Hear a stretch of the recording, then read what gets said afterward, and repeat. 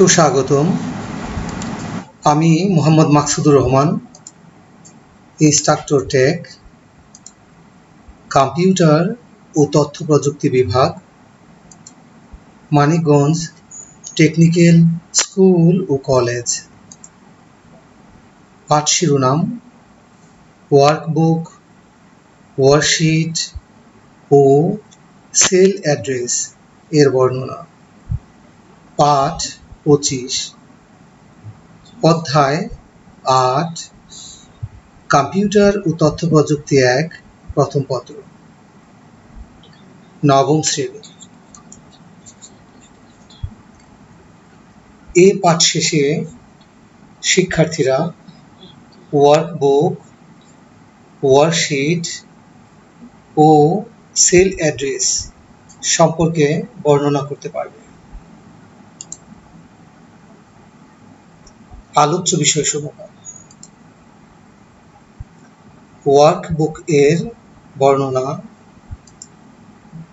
Worksheet এর বর্ণনা, cell reference এর বর্ণনা। আগের পাঠে আমরা যা জেনেছি: স্প্রেডশিট এর ধারণা,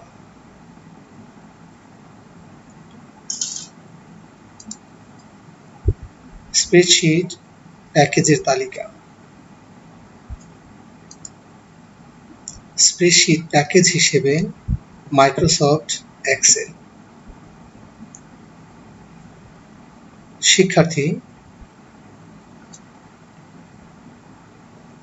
নিশ্চয়ই তোমরা স্প্রেডশিট এর ধারণা, স্প্রেডশিট প্যাকেজের ধারণা, স্প্রেডশিট প্যাকেজ হিসেবে মাইক্রোসফট এক্সেল সম্পর্কে ধারণা লাভ করেছ।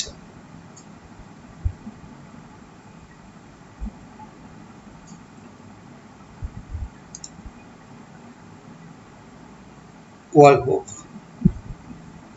ওয়ার্কবুক হচ্ছে একটি ফাইল যা ডাটা সংগঠিত করতে এক বা তার অধিক ওয়ার্কশিট ধারণ করে। আবার বলছি, ওয়ার্কবুক হচ্ছে একটি ফাইল যা ডাটা সংগঠিত করতে এক বা তার অধিক ওয়ার্কশিট ধারণ করে। এটি মাইক্রোসফট এক্সেলে তৈরি প্রাইমারি ডকুমেন্ট। অর্থাৎ ওয়ার্কবুক হচ্ছে এক্সেলে তৈরি প্রাইমারি ডকুমেন্ট। একটি ব্ল্যাঙ্ক ওয়ার্কবুক অথবা একটি টেমপ্লেট থেকে আমরা একটি ওয়ার্কবুক তৈরি করতে পারি। ডিফল্ট হিসেবে মাইক্রোসফট এক্সেল এর একটি ওয়ার্কবুকে একটি মাত্র ওয়ার্কশিট থাকে। শিক্ষার্থী, মনে রাখতে হবে, একটি ওয়ার্কবুকে ডিফল্ট হিসেবে একটি মাত্র ওয়ার্কশিট থাকে। আমরা আমাদের প্রয়োজনে এই ওয়ার্কশিটের সংখ্যা বাড়াতে পারি।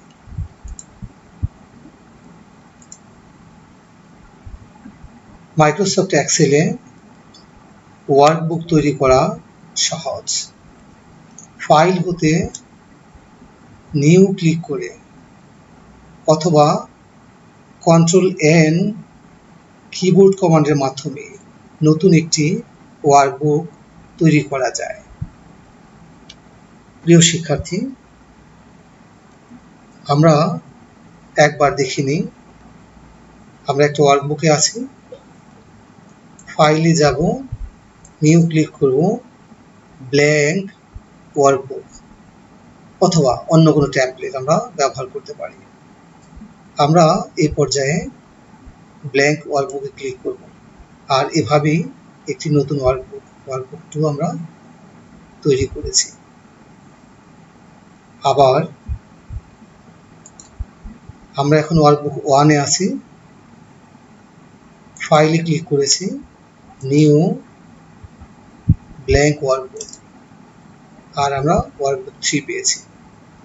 এভাবে খুব সহজেই নতুন ওয়ার্কবুক তৈরি করা যায়। ডাটা এন্ট্রির কাজও খুব সহজ ও গতিশীল হয়ে থাকে। অটোফিল সহ বিভিন্ন ধরনের সুবিধা রয়েছে। শিক্ষার্থী, আমরা আরো একবার এক্সেলে যাব।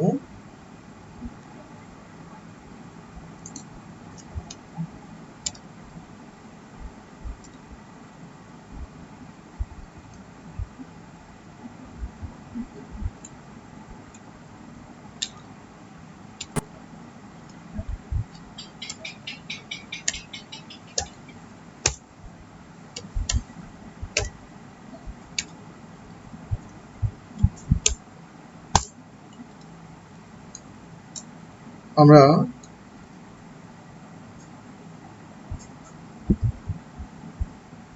জানুয়ারি, ফেব্রুয়ারি, জান-ফেব লিখি ড্রাগ এন্ড ড্রপ পদ্ধতির মাধ্যমে 12 মাসের নাম এর সংক্ষিপ্ত রূপ টাইপ করেছি। আবার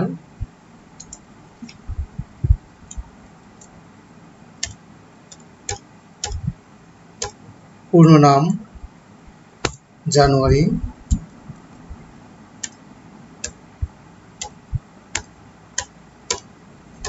ফেব্রুয়ারি, 2 মাসের নাম লিখে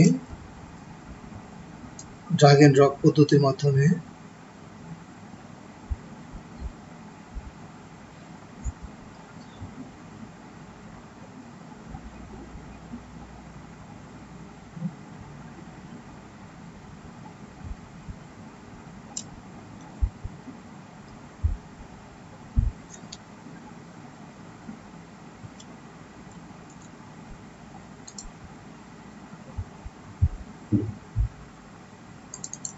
আমরা বানান ভুল করেছি, জানুয়ারি। এবার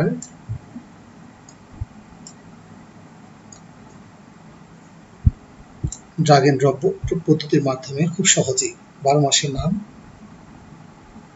টাইপ করা শেষ করেছি। এভাবে 1, 2, দুটি ক্রমিক লিখে সিলেক্ট করে ডাবল ক্লিক করি, সবগুলা সিরিয়াল নাম্বার চলে আসে। এভাবে মাইক্রোসফট এক্সেলে খুব সহজেই ডাটা এন্ট্রি করা যায়।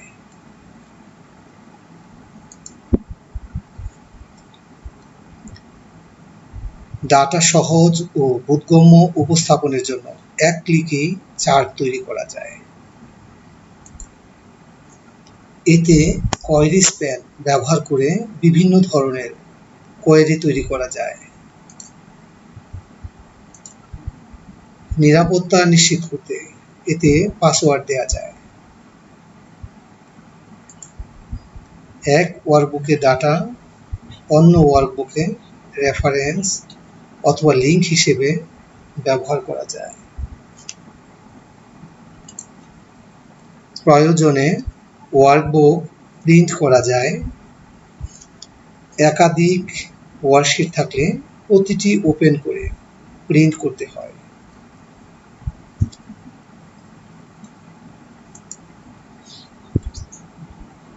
ওয়ার্কশিট। ওয়ার্কশিট হলো এক্সেলে তৈরি সেকেন্ডারি ডকুমেন্ট।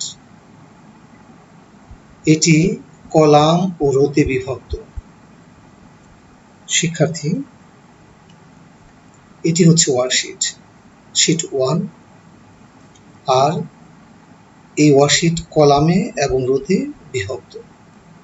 কলামগুলো ABCD হেডিং দিয়ে চিহ্নিত করা হয়, রোগুলো 1, 2, 3, 4, 5 এভাবে হেডিং দিয়ে চিহ্নিত করা হয়।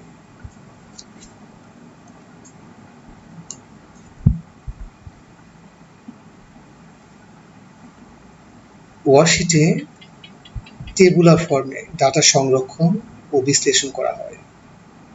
এর সেলে ডাটা রেখে কাজ করা হয়। আমরা আরো একবার এক্সেলে যাব।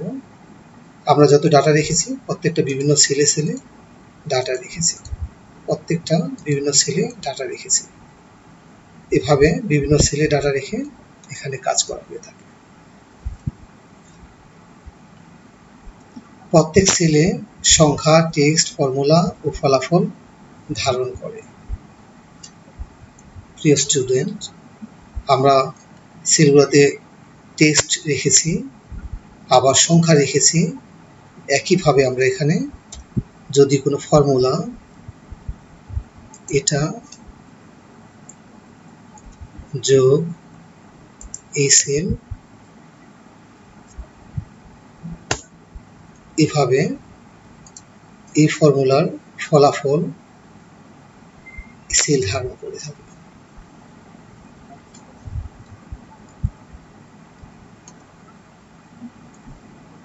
শিক্ষার্থী, মাইক্রোসফট এক্সেলের সর্বশেষ ভার্সনে একটি ওয়ার্কবুকে ডিফল্ট হিসেবে একটি ওয়ার্কশিট অন্তর্ভুক্ত থাকে। প্রয়োজনে এটি বাড়ানো যায়, আবার কমানো যায়, কিন্তু একটির কম নয়। ওয়ার্কশিটের নাম প্রয়োজনে পরিবর্তন করা যায়। আমরা একবার দেখি। এই ওয়ার্কশিটের নাম আমরা রাইট ক্লিক করে রিনেম দিয়ে টেস্ট নামে পরিবর্তন করতে পারি। আবার নতুন একটি ওয়ার্কশিট সংযোজন করেছি, ডাবল ক্লিক করেও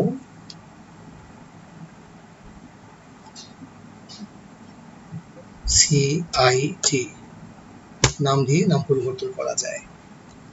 এভাবে ওয়ার্কশিটের নাম পরিবর্তন করা যেতে পারে।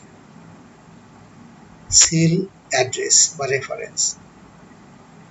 সেল অ্যাড্রেস হলো কলাম হেডিং ও রো হেডিং এর সমন্বয়, যা কোনো নির্দিষ্ট সেল বা সেল সমূহকে নির্দেশ করে।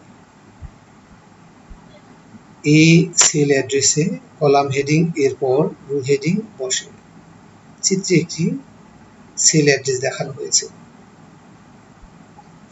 প্রিয় স্টুডেন্ট, আমরা আরো একবার এক্সেল এসেছি। যে কোনো সেল এর অ্যাড্রেস হবে ওই সেলের কলাম হেডিং, এরপর বসবে ওই সেলের রো হেডিং।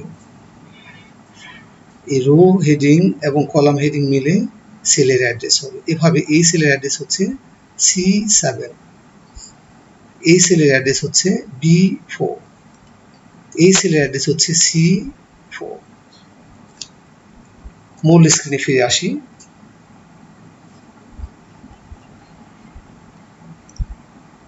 এখানে সেল সমূহের নির্দিষ্ট সেল বা সেল সমূহকে নির্দেশ করে। সেল সমূহ, আমরা একটা সেলের অ্যাড্রেস দেখেছি। এবার আমরা দেখব নেম বক্সে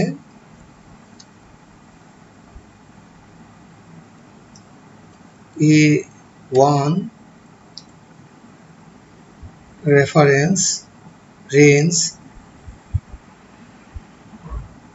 A5। এখানে A1 থেকে A5 সেল সমূহের রেফারেন্স হিসেবে A1 A5 সেল রেফারেন্স ব্যবহার হয়েছে। একইভাবে আবার A1 রেফারেন্স কোলন চিহ্নটা রেফারেন্স চিহ্ন হিসেবে ব্যবহার হয়ে থাকে। A1 reference C5। এবার এন্টার ক্লিক করলে A1 থেকে C5 পর্যন্ত সেল রেঞ্জকে রেফার করবে। এভাবে সেল বা সেলের রেফারেন্স নির্দেশ করে থাকে সেল রেফারেন্স দিয়ে।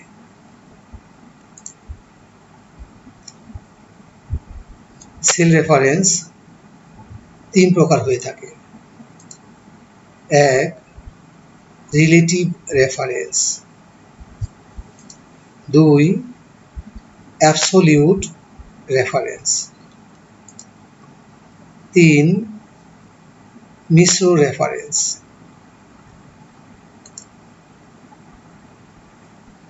স্টুডেন্ট, ডিফল্ট হিসেবে একটি সেলের রেফারেন্স রিলেটিভ রেফারেন্স হয়ে থাকে। আবার বলছি, যে কোনো একটি সেলের রেফারেন্স ডিফল্ট হিসেবে রিলেটিভ রেফারেন্স হয়ে থাকে। আর এই রিলেটিভ রেফারেন্স স্থান পরিবর্তনের সাথে সাথে কলাম ও রোয়ের অবস্থানের পরিবর্তন সাপেক্ষে রেফারেন্স পরিবর্তন হয়ে থাকে। বিষয়টি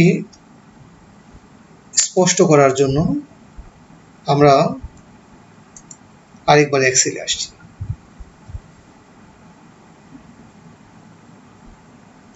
এখানে একটি ফর্মুলাতে এই সেলের রেফারেন্স ক্লিক করে নিয়ে নিচ্ছি, যোগ করে ক্লিক করে এই সেলের রেফারেন্স নিয়ে নিচ্ছি।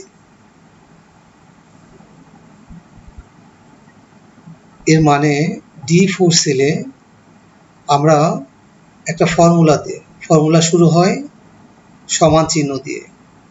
এই সমান চিহ্নের পরে আমরা দুইটা সেল রেফারেন্সকে যোগ আকারে ব্যবহার করেছি, B4 ও C4।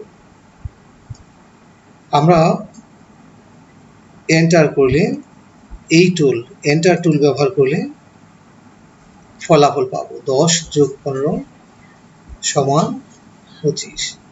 আর এই সেলে যে ফর্মুলা ব্যবহার হয়েছে ফর্মুলাটি ফর্মুলা বারে দেখাচ্ছে। স্টুডেন্ট,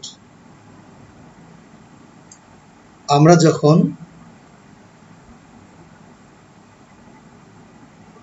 এই ফর্মুলাকে ড্রাগ এন্ড ড্রপ পদ্ধতিতে কপি করলাম, তখন এই সেলে ছিল ইকুয়াল B4 প্লাস C4। আর D5 সেলে ড্রাগ এন্ড ড্রপ পদ্ধতিতে কপি করার পর এটা পরিবর্তিত হয়ে এই সেলের সাপেক্ষে B4 এর জায়গায় B5 আর C4 এর জায়গায় C5 হয়েছে। আর এই পরিবর্তন হয়েছে কারণ এই রেফারেন্স ছিল রিলেটিভ রেফারেন্স। আমরা মূল স্ক্রিনে ফিরে যাই। প্রিয় স্টুডেন্ট, এই উদাহরণটি এভাবে বলা যায়, B4 C4 এই ফর্মুলাটি যদি D4 হতে D5 এ কপি করি তাহলে D5 এ ফর্মুলাটি বিন্যস্ত হবে এভাবে। আবার আমরা স্ক্রিনে যে দেখি, এখানে আমরা পরিবর্তনের কথা বলেছি B5 C5। আমরা আরেকবার এক্সেলে যে দেখি যা পরিবর্তন হয়েছে B5 C5। আবার যে কোনো একটি সেলে সমান চিহ্নের পর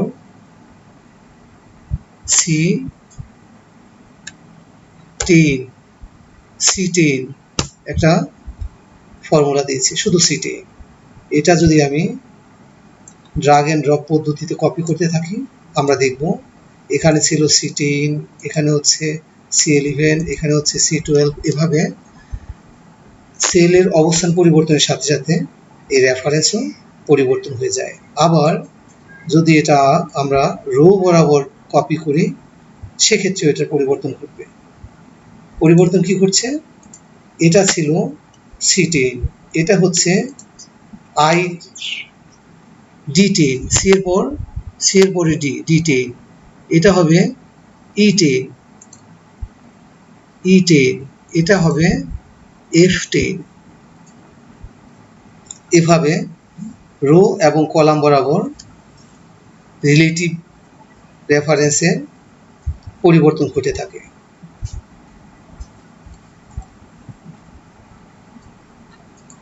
স্টুডেন্ট, এবার আমরা দেখব অ্যাবসলিউট রেফারেন্স। স্থান পরিবর্তনের পরেও যে সেল রেফারেন্সের কোনো পরিবর্তন হয় না। অ্যাবসলিউট রেফারেন্স এর ক্ষেত্রে মূল রেফারেন্স সব অবস্থাতেই অপরিবর্তিত থাকে। অ্যাবসলিউট রেফারেন্স এর রো এবং কলাম হেডিং এর আগে একটি করে ডলার চিহ্ন ব্যবহার করা হয়, এটিকে ডলার চিহ্ন বলা হয়। অর্থাৎ কোনো একটি রেফারেন্স অ্যাবসলিউট রেফারেন্স হবে তখন যখন এর রো হেডিং এবং কলাম হেডিং উভয়ের আগে ডলার চিহ্ন ব্যবহার হয়। উদাহরণ, পূর্বের উদাহরণের ফর্মুলাটিতে যদি আমরা অ্যাবসলিউট রেফারেন্স ব্যবহার করি তবে ফর্মুলাটি এমন হয়, এটা হচ্ছে কলাম হেডিং, এর আগে ডলার, এটা হচ্ছে রো হেডিং আর এর আগে ডলার, এটা হচ্ছে গুণ চিহ্ন। আবার সি হচ্ছে অন্য একটি কলাম হেডার যার আগে আমরা ব্যবহার করেছি ডলার সাইন। 4 হচ্ছে রো হেডার হেডিং যার আগে আমরা ব্যবহার করেছি ডলার সাইন। এবার যদি এই ফর্মুলাটি D4 হতে D5 এ কপি করি তাহলে D5 এর ফর্মুলাটি অপরিবর্তিত অর্থাৎ একই থাকবে। আমরা এই ফর্মুলাটি এখান থেকে আমরা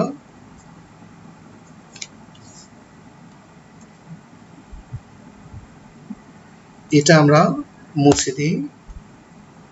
এই ফর্মুলা বি এর আগে ডলার সাইন, 4 এর আগে ডলার সাইন, সি এর আগে ডলার সাইন, 4 এর আগে ডলার সাইন ব্যবহার করেছি।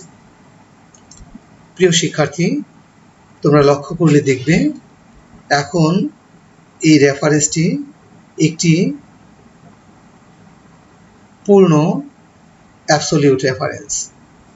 আমরা এন্টার করে এই রেফারেন্সটিকে আগের মতোই ড্রাগ এন্ড ড্রপ করে কপি করব। আর আমরা দেখব এর আগে যখন ড্রাগ এন্ড ড্রপ করেছি এখানে যোগ হয়েছিল রিলেটিভ হওয়ার কারণে এটা আর এটা, আর এখানে যোগ হয়েছিল এটা আর এটা। আর এখন অ্যাবসলিউট হওয়াতে পরের সেলেও কোনো পরিবর্তন হয়নি। বি, এই সেলেও dollar B dollar 4, dollar C dollar 4, এখানেও ডলার বি ডলার 4 এবং প্লাসের পর ডলার সি ডলার 4। ফলে এখানে এই দুইটি সেল যোগ না করে আগের দুটি সেলের যোগফল প্রদর্শন করেছে। নিশ্চয়ই তোমরা বিষয়টি স্পষ্ট হতে পেরেছ। আর এটা ব্যবহারিক ক্লাসে তোমরা আরও বেশি কার্যকরভাবে কাজে লাগানোর দক্ষতা অর্জন করবে আশা করি। স্টুডেন্ট, আমরা আমাদের মূল স্ক্রিনে ফিরে আসি। এই পর্যায়ে আমরা দেখব মিক্সড রেফারেন্স, রিলেটিভ ও অ্যাবসলিউট রেফারেন্স সমন্বয়ে মিশ্র রেফারেন্স গঠিত হয়। সাধারণত এই সেল রেফারেন্স খুব কমই ব্যবহার হয়। কলাম অথবা রো এর আগে একটি ডলার চিহ্ন বসিয়ে মিশ্র রেফারেন্স তৈরি করা হয়। এতে কলাম অথবা রো যার আগে ডলার চিহ্ন বসানো হয় স্থান পরিবর্তনের পরেও তা পরিবর্তন হয় না। বিষয়টি স্পষ্ট করার জন্য সংক্ষেপে বলছি, মিশ্র রেফারেন্সের কলাম অথবা রোতে ডলার সাইন ব্যবহার হয়। অর্থাৎ একটা অংশ অ্যাবসলিউট, আরেকটি অংশ রিলেটিভ, এই দুটির মিশ্রণে অ্যাবসলিউট রেফারেন্স ব্যবহার হয়।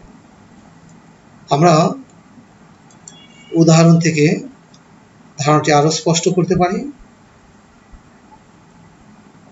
আগের উদাহরণে ফর্মুলাটিতে যদি আমরা মিশ্র রেফারেন্স ব্যবহার করি এবং ফর্মুলাটিতে বি এর পূর্বে ডলার, রো হেডারের পূর্বে ডলার থাকবে না, গুণ চিহ্নের পর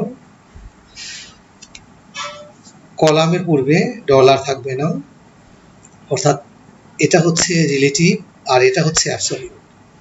এই অবস্থায় এই ফর্মুলাটি যদি আমরা D4 থেকে D5 এ কপি করি তাহলে আমরা দেখব D5 এর ফর্মুলাটি পরিবর্তিত হয়েছে এভাবে।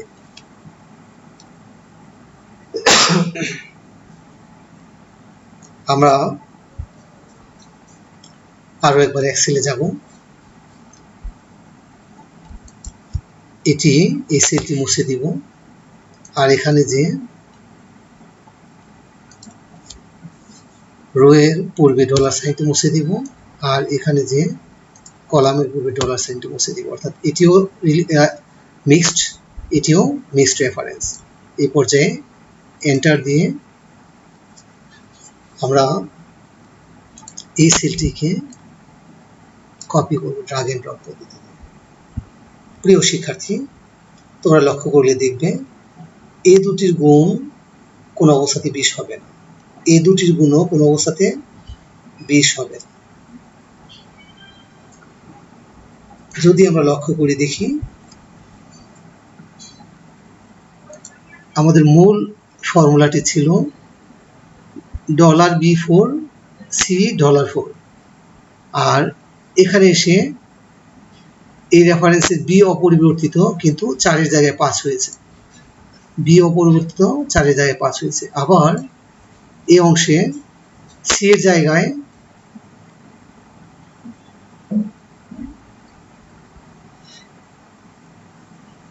ফোর অপরিবর্তিত থাকবে, আর সি এর জায়গায় পরিবর্তন আসবে। আমরা এখানে দেখছি সি যেহেতু একই কলামে, সি পরিবর্তন হয়নি, কিন্তু এটা অ্যাবসলিউট হওয়ার কারণে ফোরও পরিবর্তন হয়নি। এই কারণে যোগ হয়েছে বি, গুণ হয়েছে B5 আর C4, B5 আর C4, এ দুটি যোগ হয়ে 20 হয়েছে। প্রিয় শিক্ষার্থী, আমরা মূল স্ক্রিনে ফিরে এসেছি।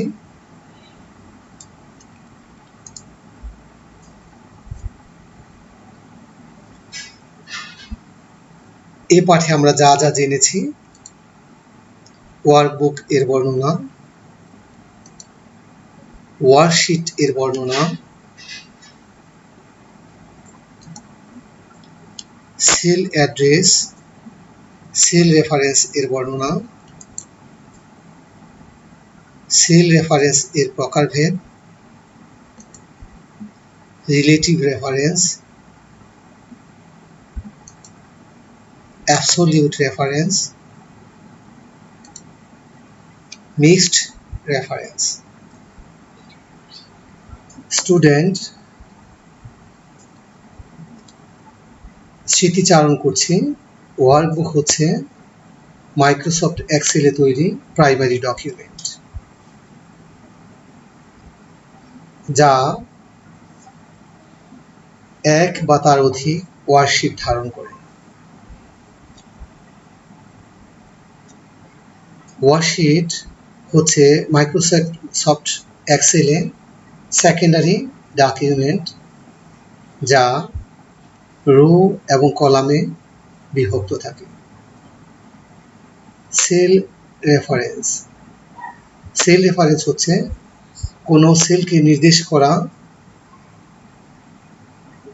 কলাম হেডিং ও রো হেডিং এর সমন্বয়, যেমন A1। সেল রেফারেন্সের প্রকারভেদ,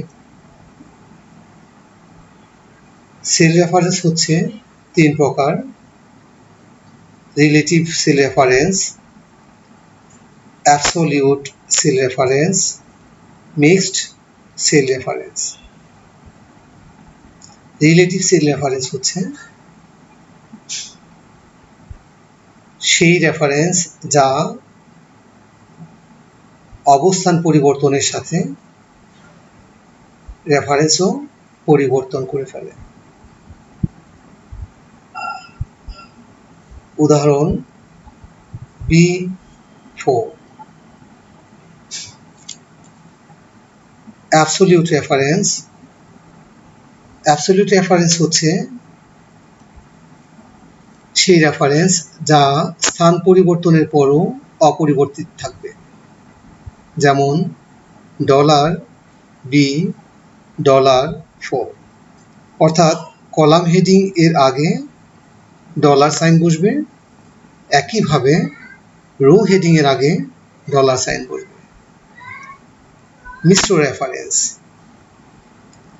রিলেটিভ ও অ্যাবসলিউট রেফারেন্স এর সমন্বয়ে মিশ্র রেফারেন্স গঠিত হয়, যেমন $B4 অথবা $B4, অর্থাৎ কলাম অথবা রো এর আগে ডলার সাইন ব্যবহার হয়।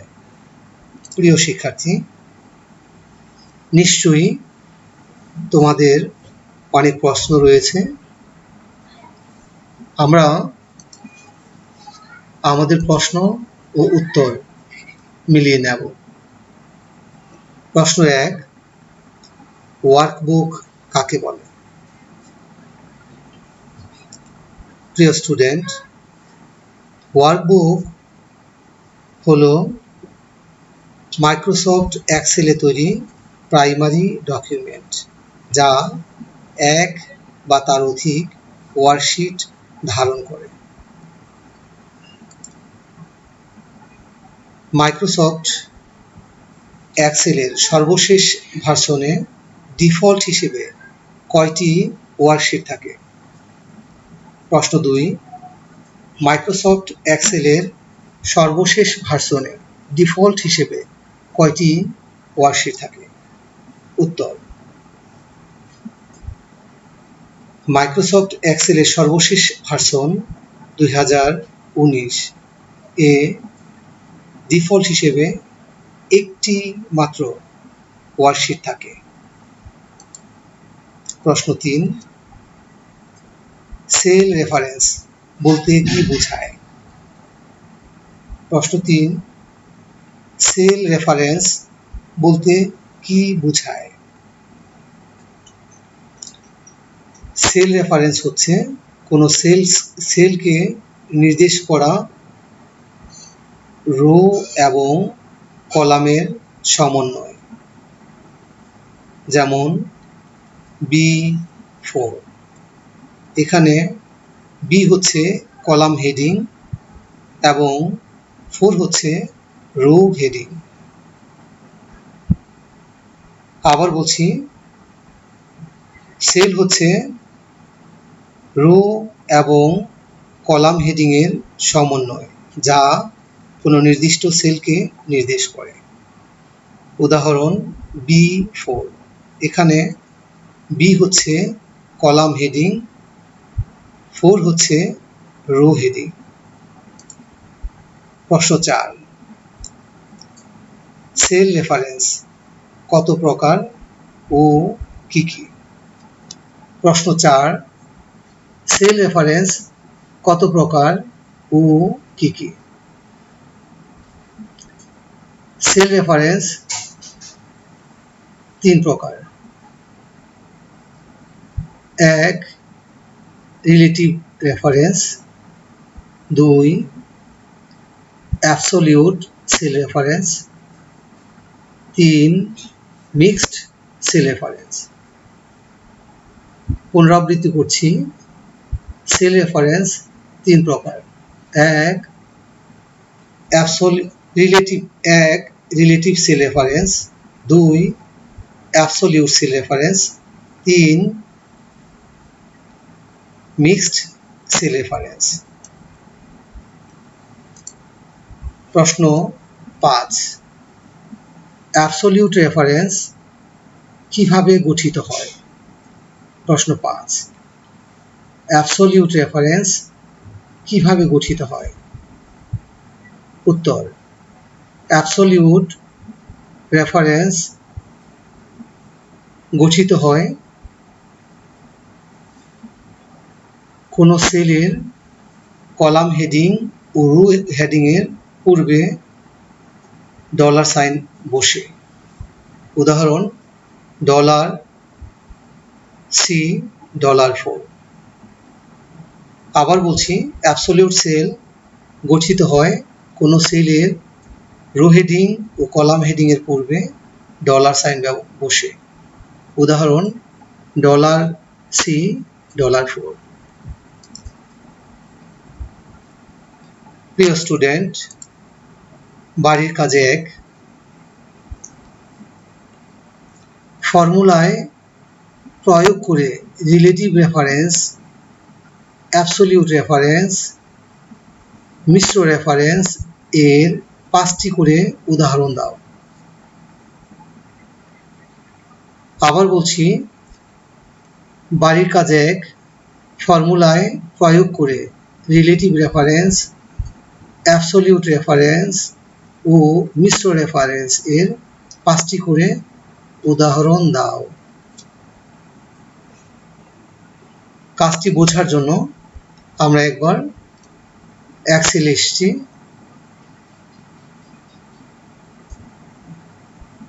এখানে একটি ফর্মুলা, এই ফর্মুলাতে রিলেটিভ রেফারেন্স ব্যবহার হয়েছে। এখানে যোগের পরের রেফারেন্সেও মিক্সড রেফারেন্স ব্যবহার হয়েছে, কেননা রো হেডিং এর পূর্বে ডলার সাইন, কিন্তু কলাম হেডিং এর পূর্বে ডলার সাইন নাই, সুতরাং এটি একটি মিশ্র রেফারেন্স। একইভাবে এটিও মিশ্র রেফারেন্স, কারণ কলাম হেডিং এর পূর্বে ডলার সাইন ব্যবহার হয়েছে, কিন্তু রো হেডিং এর পূর্বে ডলার সাইন ব্যবহার হয়নি। একইভাবে আমরা এই ফর্মুলাতে ডলার সাইন ব্যবহার করে এটাকে অ্যাবসোলিউট সেল রেফারেন্স তৈরি করতে পারি। প্রিয় স্টুডেন্ট, এভাবে প্রত্যেকটি শ্রেণী থেকে 5টি করে সেল রেফারেন্স এর উদাহরণ প্রস্তুত করতে হবে। বাড়ির কাজ 2, বাড়ির কাজ 1 এর প্রতিটি ফর্মুলা কপি অথবা স্থানান্তর করলে কোনো পরিবর্তন হয় কি না, হয়ে থাকলে তা বিস্তারিত প্রদর্শন করবে। বাড়ির কাজ 2, বাড়ির কাজ 1 এর প্রতিটি ফর্মুলা অর্থাৎ রিলেটিভ রেফারেন্সের 5টি, অ্যাবসোলিউটের 5টি, মিশ্র রেফারেন্সের 5টি, মোট 15টি ফর্মুলা। এই ফর্মুলাগুলো কপি অথবা স্থানান্তর করলে কোনো পরিবর্তন হয় কিনা, যেমন পরিবর্তন আমরা দেখেছি এখানে। এটা মুছে ফেলি, এটা হচ্ছে অ্যাবসোলিউট রেফারেন্স, এটা কপি করেছি, কোনো পরিবর্তন হয়নি। এখানে যা, এখানেও ঠিক তাই রয়েছে, অপরিবর্তিত রয়েছে। আবার আমরা যদি এটাকে Ctrl+C চেপে অন্য কোথাও পেস্ট করি, একই থাকছে। এটাকে যদি Ctrl+X করি, প্রিয় শিক্ষার্থী, আমরা মূল স্ক্রিনে ফিরে যাই। এভাবে পরিবর্তন না হয়ে থাকলে সেটি উল্লেখ করতে হবে, আর রিলেটিভ এবং মিশ্র রেফারেন্সের ক্ষেত্রে পরিবর্তন হয়ে থাকবে। যে পরিবর্তন ঘটবে সেটাও বাড়ির কাজ 2 এ প্রদর্শন করতে হবে। আর বাড়ির কাজ তোমাদেরকে তোমাদের শ্রেণী শিক্ষকের কাছে জমা দিতে হবে। প্রিয় শিক্ষার্থী, আজকের পাঠ এখানেই শেষ করছি। তোমাদের সবাইকে অনেক অনেক ধন্যবাদ।